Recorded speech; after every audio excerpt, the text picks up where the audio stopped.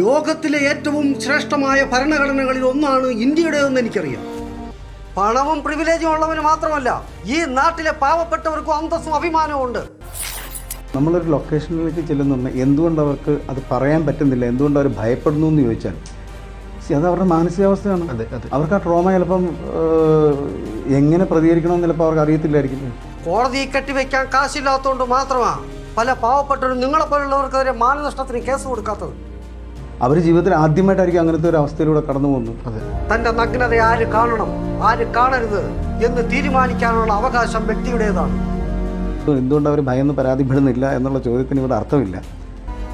Channel ചർച്ചകളിലിരുന്ന് നിങ്ങളാരും വിചാരണ നടത്തുകയും വിധി പറയുകയും വേണ്ട. അതിനിവിടെ കോടതിയുണ്ട്. ചെറുപ്പത്തിൽ നല്ല തടിയനായിരുന്നു, എനിക്ക് നല്ല വണ്ണം ഉണ്ടായിരുന്നു.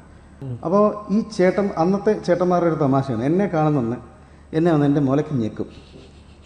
ആദ്യത്തെ ദിവസം എനിക്കിത് എന്താണ് ഇവർ ചെയ്യുന്നതെന്ന് മനസ്സിലായി. കാരണം നമ്മളെ സ്നേഹമുള്ള വീട്ടിലെ അമ്മച്ചന്മാരും മറ്റൊരൊക്കെ വന്നിട്ട് എന്ന് പറഞ്ഞാൽ അവധിക്ക് വന്ന് കെട്ടിപ്പിടിക്കുന്നുണ്ട്. ഇത്ര സ്നേഹം ഇയാൾക്ക് വരേണ്ട കാര്യമില്ലല്ലോ.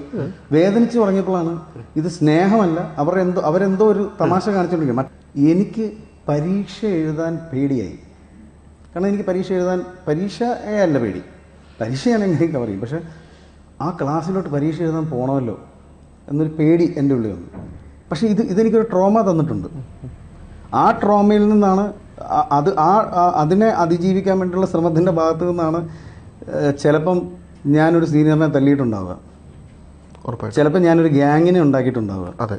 അപ്പോൾ അന്ന് ഇങ്ങനത്തെ തിരിച്ചടികളൊക്കെ നമ്മൾ നേരിട്ടിരുന്നത് നമ്മുടെ മാത്രം ഉത്തരവാദിത്തം. ഞാൻ ഹേമ കമ്മിറ്റി റിപ്പോർട്ടിൽ തന്നെയുണ്ട്, വളരെ മാന്യമായിട്ട് സ്ത്രീകളെ റെസ്പെക്ട് ചെയ്യുന്ന രീതിയിലുള്ള മെജോറിറ്റി ഡയറക്ടേഴ്സും ക്രൂ മെമ്പേഴ്സും ഉള്ള സ്ഥലമാണ് എന്നവർ പറയുന്നുണ്ട്. പക്ഷെ അത് ഹൈലൈറ്റ് ചെയ്യപ്പെടുന്നില്ല. കാരണം അത് ഹൈലൈറ്റ് ചെയ്താൽ അതിൽ ചർച്ചകളില്ല.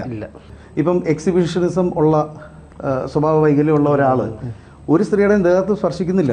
അവർ ദൂരെ നിന്ന് തുണി പറിച്ച് കാണിക്കുന്നേ ഉള്ളൂ. പക്ഷെ ആ തുണി പറിച്ച് കാണുമ്പോൾ ആ സ്ത്രീ അനുഭവിക്കുന്ന ഒരു പ്രയാസവും ടെൻഷനും ഉണ്ടല്ലോ. അല്ലാതെ ഒരു പുരുഷന്റെ ലിംഗം കണ്ടല്ലോ എന്നോർത്ത് സന്തോഷിക്കുമെന്നല്ല അവർ ചെയ്യും. അവർക്ക് ചിലപ്പം ഭക്ഷണം കഴിക്കുമ്പോൾ എല്ലാ മൊത്തത്തിനോടും അവരുടെ ഒരു പുരുഷന്മാരുടെ മൊത്തത്തിൽ ഒരു പക്ഷേ ആ ഒരു സ്ത്രീക്ക് ഒരു അങ്ങനെ ഉണ്ടാവും. അപ്പോൾ ഒരു മാറ്റം വരണമെന്നുണ്ടെങ്കിൽ പൊട്ടിത്തെറി ഉണ്ടാവണം.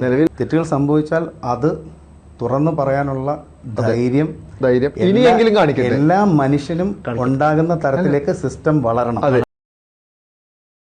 കാലം മാറി സാർ. പുതിയ തലമുറയിലെ പെൺകുട്ടികൾ അങ്ങനല്ല. അവർ വ്യക്തമായി വിളിച്ചു പറയും ആരാ, എന്താ, എങ്ങനെയാന്ന്. അത് ഉൾക്കൊള്ളാൻ പറ്റാത്ത താങ്കളുടെ പ്രായത്തിന്റെ സങ്കുചിത മനസ്സിന്റെ പ്രശ്നമാണ്. But you try to say